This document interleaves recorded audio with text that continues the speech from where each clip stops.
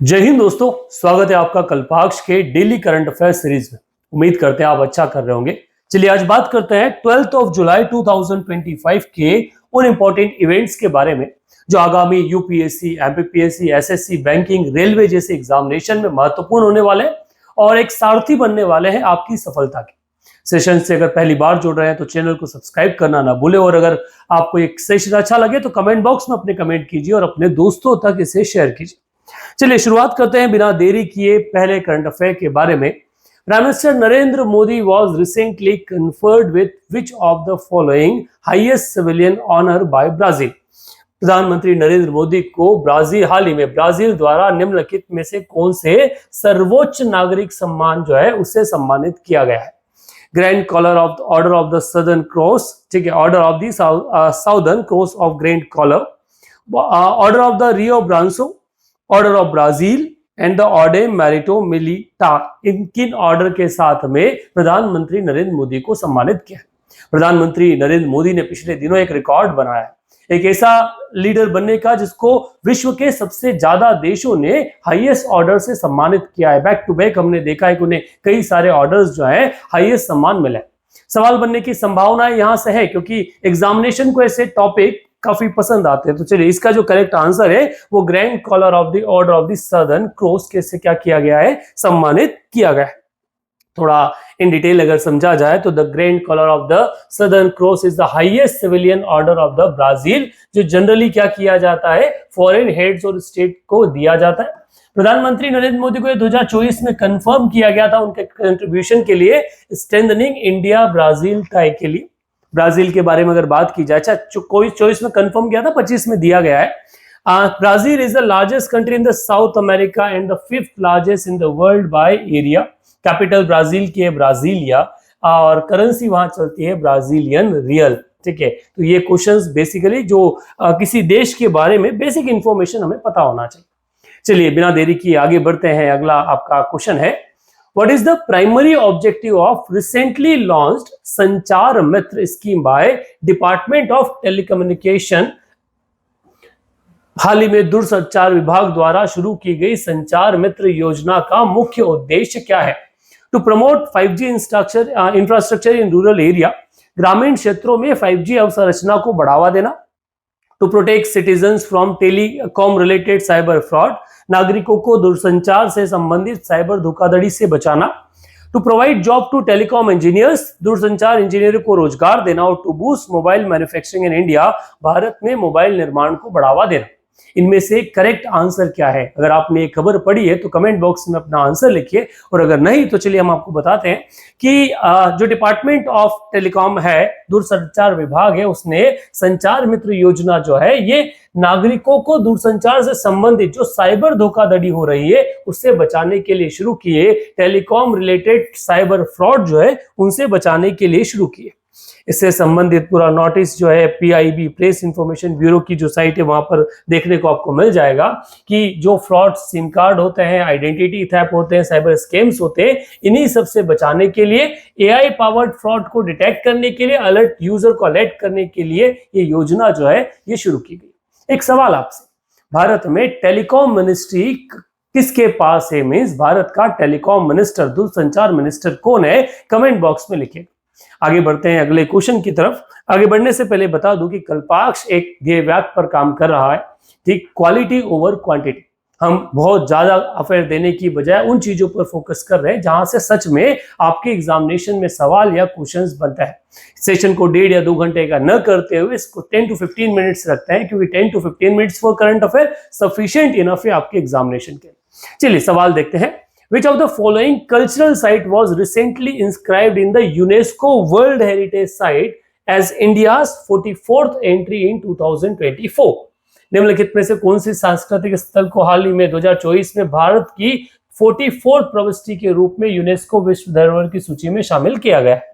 ऐसे कहा 24 जा रहा है पर ये जो सेशन है ये 11 जुलाई में, कल ही ये सेशन हुआ था, तो ये यहां से निकलकर न्यूज जो है वो आती है। चलिए क्या क्या है? होयसालों के प्रभुत्व समूह, इसके sacred emblems of the Hoysala, Maratha military landscape of India, भारत में मराठा सैन्य परिदृश्य, temples of Kakatiya dynasty, Kakatiya वंश के मंदिर, मेगालिथिक साइट्स ऑफ हीरबेंडवाल की मेगालिथिक साइट। इनमें से किसे भारत की 44th UNESCO world heritage site के रूप में सम्मिलित किया? अगर ये खबर आपने अखबार में पढ़ी है तो आंसर कीजिएगा, और नहीं पढ़ी है तो आप अपने पढ़ने का तरीका बदलिए और कल्पाक्ष को फॉलो कीजिए। चलिए, अगर इसमें बात की जाए तो मराठा मिलिट्री लैंडस्केप जो है उन्हें 44th एंट्री के रूप में क्या किया गया है? सम्मिलित किया गया है। सो 11th ऑफ जुलाई को ये जो सेशन हुआ, इस सेशन में क्या किया? तो जो 47 बेसिकली सेशन के रूप में जाना जाता है वर्ल्ड हेरिटेज साइट का, इसमें मराठा के मिलिट्री लैंडस्केप को क्या किया गया? इसमें शामिल किया गया है। ये ग्लोबल अकॉर्डेंस से मिला है भारत के उस कैपेबिलिटीज को, मराठा के उन कैपेबिलिटी को जिसने मराठा साम्राज्य को बनाया, जो जाने जाते हैं अपने गोरिल्ला वॉरफेयर टेक्निक्स के कारण, अपने फेमस फोर्ट्स के बारे। और इसीलिए मराठा में शिवाजी को फादर ऑफ इंडियन नेवी के नाम से भी जाना जाता है। यूनेस्को के बारे में बात की जाए, United Nation Educational Scientific and Cultural Organization, संयुक्त राष्ट्र शैक्षणिक वैज्ञानिक एवं सांस्कृतिक संगठन, मुख्यालय इसका स्थित है पेरिस फ्रांस में। स्थापना हुई थी 16 नवंबर 1945 से।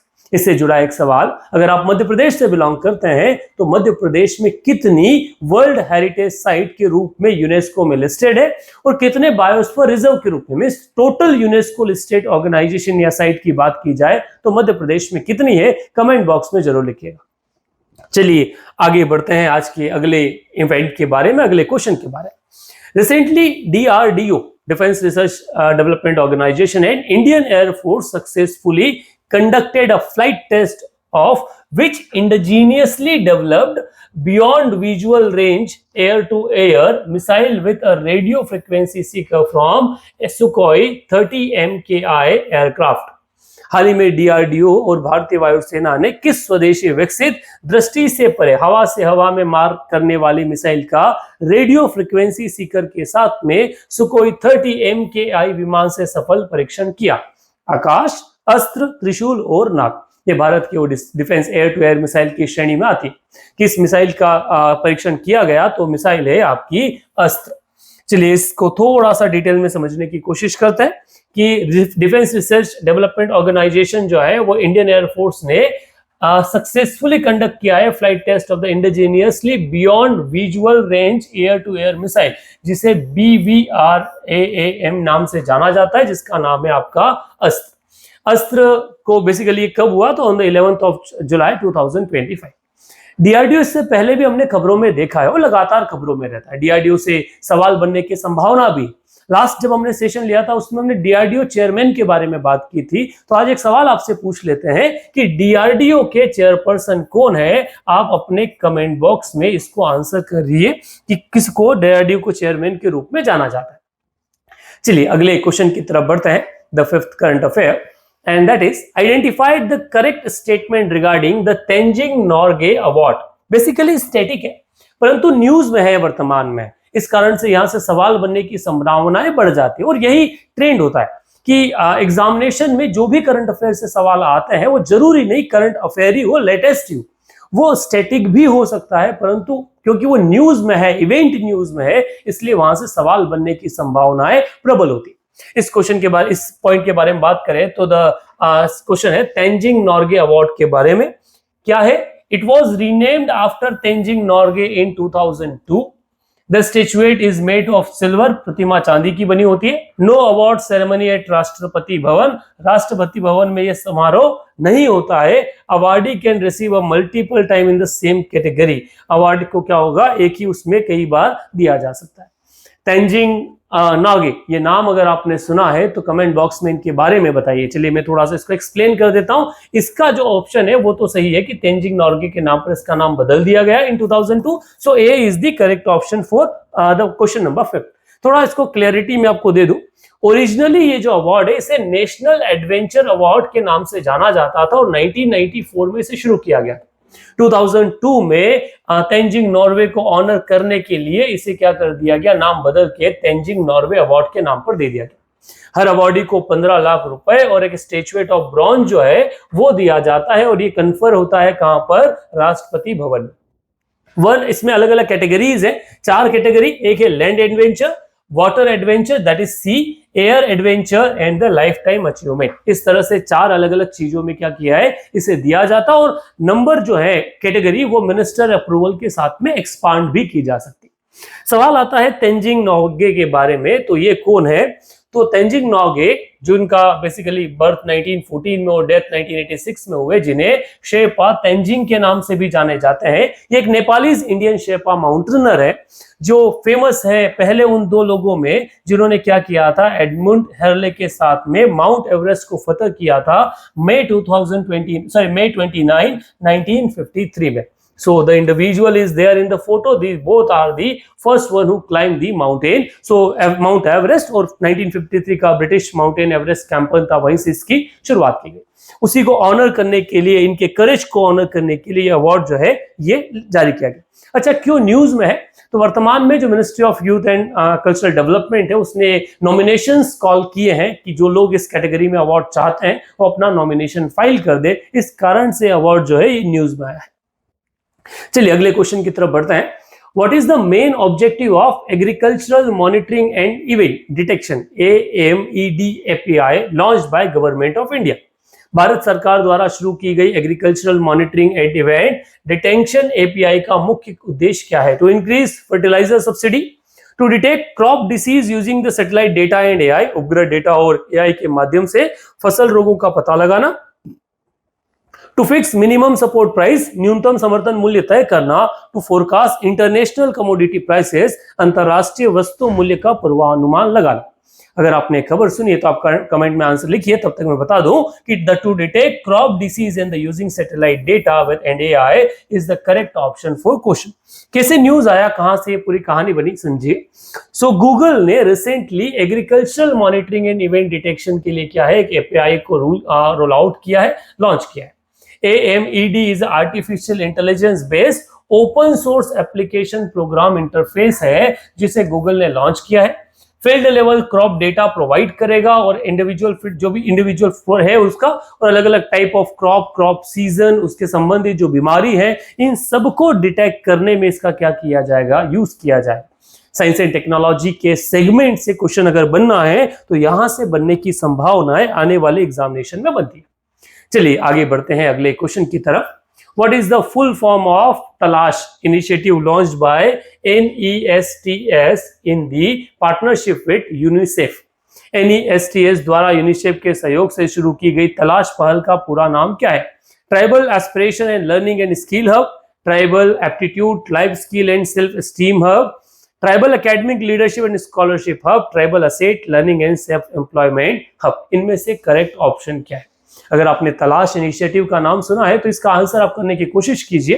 बेसिकली इसका आंसर है tribal aptitude life skill and self esteem hub. जो न्यूज में बनता है कि जो नेशनल आपका national education society of tribal students है NESTS, उसने autonomous organisation under ministry of tribal assembly जो है तलाश इनिशिएटिव को लॉन्च किया है। Tribal Aptitude Life Skill and Self-Esteem Hub, that is the Talash, is a national program to support all-round development of student in Eklavya Model Residential Schools। ठीक है, ये यहाँ से क्या क्या क्वेश्चंस बनते हैं बेटा? पहला तो तलाश अकेले पे बनता है, दूसरा national education society for tribal student इसके एब्रिविएशन पे बनता है, तीसरा एकलव्य मॉडल रेसिडेंशियल स्कूल पे बनता है कि ये किन कैटेगरी के लोगों के लिए स्थापित किए गए, कब स्थापित किए गए। तो एक एकलव्य स्कूल पर आप क्या आपको जानकारी है वो कमेंट बॉक्स में लिखिएगा। अच्छा, ये लॉन्च किसके द्वारा किया गया है? तो ये national education society of tribal student with the partnership of UNICEF India. UNICEF से सवाल बनने की संभावना है, फुल फॉर्म आप कमेंट बॉक्स में डालिएगा। चलिए, it aim to provide education and personal growth to the tribal student, इसी के आधार पर इसकी क्या की गई है, शुरुआत की गई। क्या फीचर्स रहेंगे? लोगों को ढूंढा जाएगा, उन्हें करियर और सेल्फ डिस्कवरी से संबंधित चीजें बताई जाएगी और उनको सेल्फ एम्प्लॉयड बनाने की कोशिश जो है वो की जाएगी। ये वो क्वेश्चंस थे जो कल के जो डेटा आया करंट अफेयर का वहां से महत्वपूर्ण थे।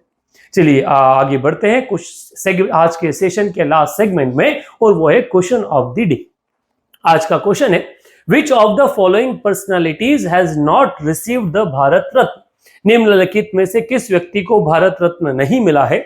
अटल बिहारी वाजपेयी, सुभाष चंद्र बोस, सी राजगोपालाचारी एंड इंदिरा गांधी। आपका करेक्ट, आपका जो ऑप्शन है कमेंट बॉक्स में जरूर लिखिए। और अगर सेशन पसंद आया है, सेशन से संबंधित आपका अगर कोई ओपिनियन है, उसे भी कमेंट बॉक्स में लिखिए, आपका फीडबैक दीजिए। हम आप कोई भी चीज होगी उसे इंप्रूव करने की कोशिश बिल्कुल करेंगे। सो कल के लिए जय श्री राम, थैंक यू।